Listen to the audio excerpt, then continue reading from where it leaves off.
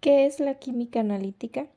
La química analítica es la rama de la química que estudia, desarrolla y mejora los métodos y las herramientas, con el fin de estudiar los compuestos de una muestra. Es decir, que es una ciencia que, partiendo desde cero, te permite analizar una sustancia. A esa sustancia le podemos llamar analito. No se trata en sí de medir el analito, sino que se analice su propiedad, como puede ser su pH, su absorbancia, concentración, etc. La química analítica necesita información cualitativa y cuantitativa. La química analítica cualitativa se caracteriza por hacer uso de análisis cualitativo, que revela la identidad de cada elemento y compuesto que forma una muestra. Y aparte también se hace uso de ella para la separación de componentes. Por otra parte, la cuantitativa trata de desarrollar métodos para identificar concentraciones de cada sustancia que esté presente en la muestra. Determina de esta forma la cantidad y se conoce la ración de los componentes de una muestra. Tenemos lo que es un cuadro sobre el análisis cualitativo y el análisis cuantitativo. En el caso de análisis cualitativo, como ya lo decía, pues revela la identidad de cada elemento o compuesto que se forma en la muestra. Y por el otro lado, del lado cuantitativo, pues desarrollan métodos para identificar concentraciones de la sustancia que estén presentes en la muestra. Algunas de sus diferencias entre sí son, por ejemplo, en el método cualitativo, pues se hace referencia a calidad, está relacionado con las cualidades de nuestra sustancia, elemento, etc. Y no es medible. Pero en el caso cuantitativo hace referencia a la cantidad. No está sujeto a una interpretación y es cuantificable, lo que quiere decir que puede medirse. Los ámbitos de la química analítica pues son la industria, el comercio, el terreno tiene demasiados usos, pero estos son unos de los principales. En la industria, pues el control de calidad de materias primas, productos acabados, etc.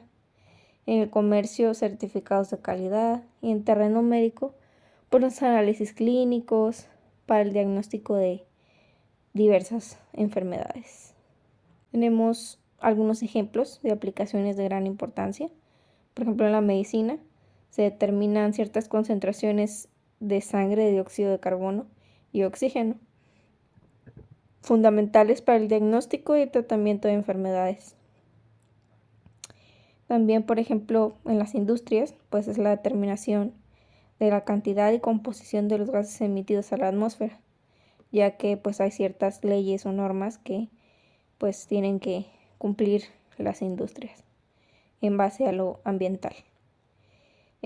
Por otro lado, el análisis de acero durante su producción se permite ajustar su composición en ciertos elementos como el carbono, el níquel, el cromo, que determinen sus propiedades mecánicas de fuerza, dureza, resistencia, etc. Y en la agricultura pues también es muy necesario analizar el suelo para conocer sus carencias o establecer si en esa zona se puede sembrar maíz, si es bueno, etc. Y métodos de fertilización y de tierras, etc. Aquí tenemos algunos de los materiales principales en el uso de nuestro laboratorio. Tenemos lo que es el matraz aforado. Suele ser de vidrio y o plástico, pero comúnmente pues es de vidrio. Su función pues es un material volumétrico, viene de volúmenes exactos. Se utiliza para la preparación de disoluciones. Por otro lado tenemos el matraz Erlenmeyer. También suele ser de vidrio plástico, pero comúnmente también lo vamos a encontrar más como vidrio. Es un material no volumétrico, pero sí mide volúmenes aproximados. Se utiliza para calentar líquidos cuando hay peligro de pérdidas de evaporación. También tenemos lo que es la probeta. También suele ser de vidrio plástico, pero comúnmente pues usamos el vidrio. Ese sí es un material volumétrico. Permite medir volúmenes superiores y más rápidamente que las pipetas, aunque pues no es con mucha precisión realmente. O sea, es un material no volumétrico, pero sí mide volúmenes aproximados. Se utiliza para calentar líquidos cuando hay peligro de pérdidas de evaporación. También tenemos lo que es la probeta. También suele ser de vidrio plástico, pero comúnmente pues usamos el vidrio. Ese sí es un material volumétrico. Permite medir volúmenes superiores y más rápidamente que las pipetas, aunque pues no es con mucha precisión realmente. O sea, no tiene un volumen exacto. También tenemos las pipetas graduadas y aforadas. Esas sí siempre son de vidrio. Es un material también volumétrico que permite la transferencia de un volumen y generalmente no son mayores de 20 mililitros. Después tenemos el vaso de precipitados, que es uno también de los más utilizados. Existen en vidrio y plástico, pero nosotros también comúnmente lo utilizamos más en vidrio. Es un material no volumétrico utilizado para transportar líquidos a otros recipientes. También se puede utilizar para calentar, disolver, preparar reacciones, etc. Tenemos lo que es el embudo cónico, es de vidrio o plástico y es un material de uso específico. Se utiliza para trasvasar productos químicos desde un recipiente a otro y también es utilizado para realizar filtraciones. Tenemos lo que es también el vidrio de reloj, suele ser de vidrio plástico. Es un material de uso específico que se utiliza para contener sustancias, pues comúnmente son sustancias sólidas y pues lo utilizamos muy frecuentemente para pesarlo en la balanza analítica. Por otro lado tenemos aspirador de cremallera o pera de seguridad. Este suele ser de plástico y este es un material de uso específico que se utiliza para succionar líquidos con una pipeta. Es lo que va arriba para poder succionar nuestro líquido. También tenemos los tubos de ensayo con la gradilla. Esos suelen ser de vidrio, pues la gradilla es de metal. Y es un material específico que se utiliza para contener pequeñas muestras líquidas y preparar soluciones. Por otro lado tenemos el mortero, pistilo. Ese suele ser de vidrio o de cerámica, también comúnmente. Y es un material de uso específico que comúnmente pues es de metal. Y pues su uso específico se utiliza para tomar pequeñas cantidades de compuestos. Muy comúnmente es polvos sólidos.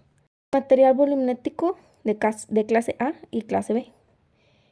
La clase de exactitud del material se encuentra especificada con una marca, al igual que su valor. Los de la clase A, las tolerancias del volumen están dentro de los límites fijados por las normas DIN e ISO. Los de la clase B, las tolerancias del volumen están dentro del doble de los límites de error para la clase A y AC. O sea, esa es la diferencia entre uno y otro.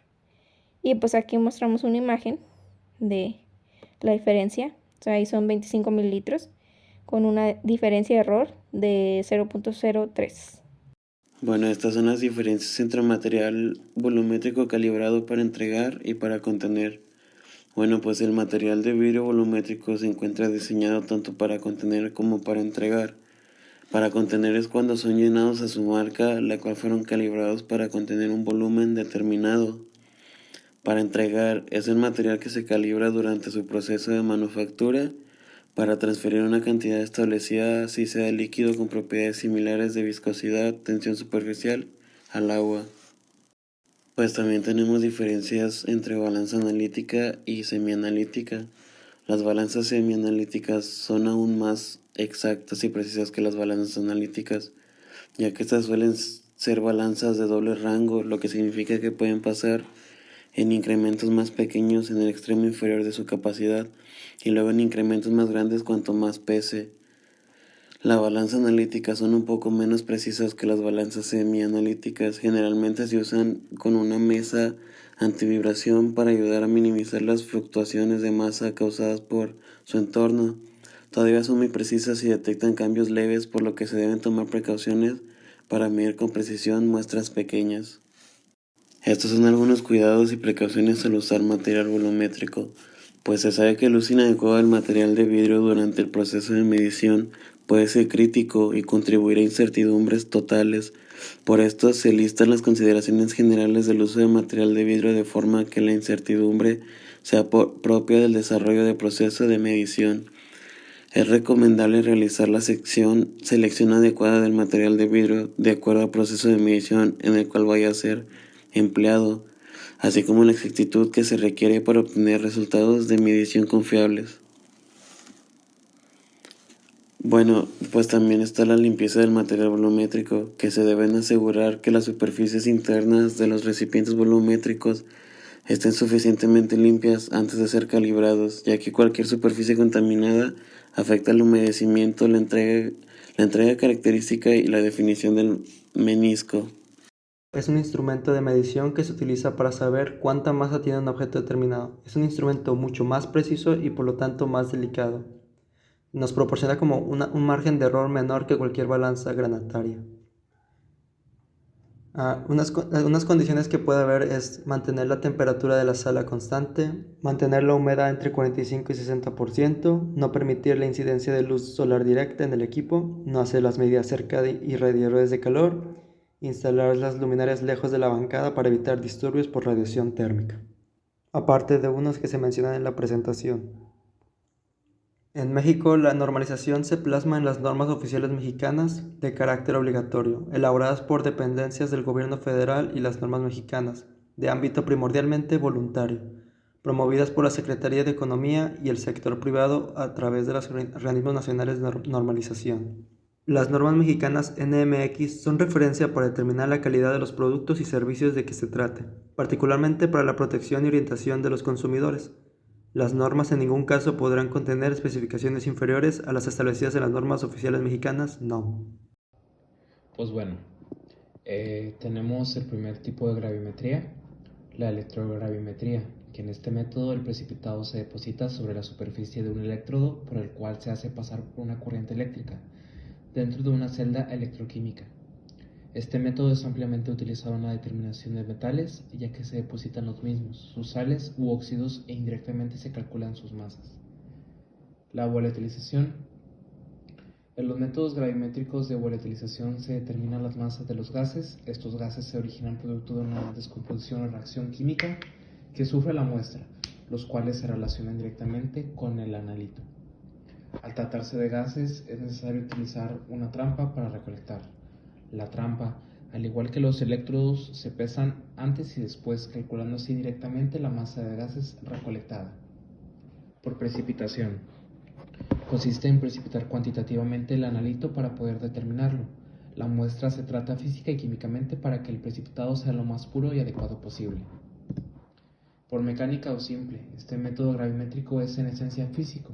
Se basa en técnicas de separación de mezclas, a través del uso de filtros, tamices o sedazos. Se recolectan los sólidos de una fase líquida y se pesan directamente para determinar su composición sólida. Termogravimetría. Este método consiste, a diferencia de los demás, en caracterizar la estabilidad térmica de un sólido o material a través de sus variaciones de masa en función de la temperatura. Tenemos la diferencia entre coloides y cristales. Los coloides son partículas pequeñas que no se pueden filtrar y se puede mejorar la separación con el método de coagulación o con el de digestión, que previamente mis compañeros ya explicaron cuáles son estos métodos y en qué se basan. Y los cristales son partículas más grandes que los coloides, ya que los coloides suelen medir entre 1 nanómetro y los cristales 1 milímetro, que las dos partículas son muy pequeñas, pero son más pequeñas los coloides. A diferencia de los coloides, los cristales sí se pueden filtrar y se puede mejorar el tamaño de partida con la recristalización. Aquí hay algunos cálculos básicos importantes para reportar los resultados. Aquí tenemos el peso del analito es igual al peso del precipitado multiplicado por el factor gravimétrico, y el factor gravimétrico se saca por el peso formular del analito entre el peso formular del precipitado.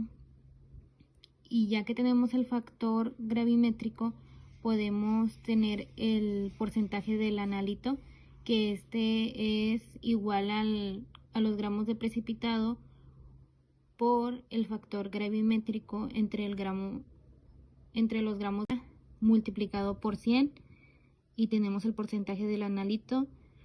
Y tenemos otra ecuación que es la determinación del porcentaje de humedad, que este es igual al peso del crisol con la muestra húmeda menos el peso del crisol con la muestra seca entre el peso de la muestra multiplicado por 100. Ahora la digestión en gravimetría. ¿Qué es y para qué se usa? La digestión es un proceso donde el precipitado se vuelve a disolver y se precipita en un entorno más limpio. El precipitado obtenido en el paso de separación se coloca en una solución de electrolito volátil y se calienta. Las partículas grandes se dividen para acelerar la digestión.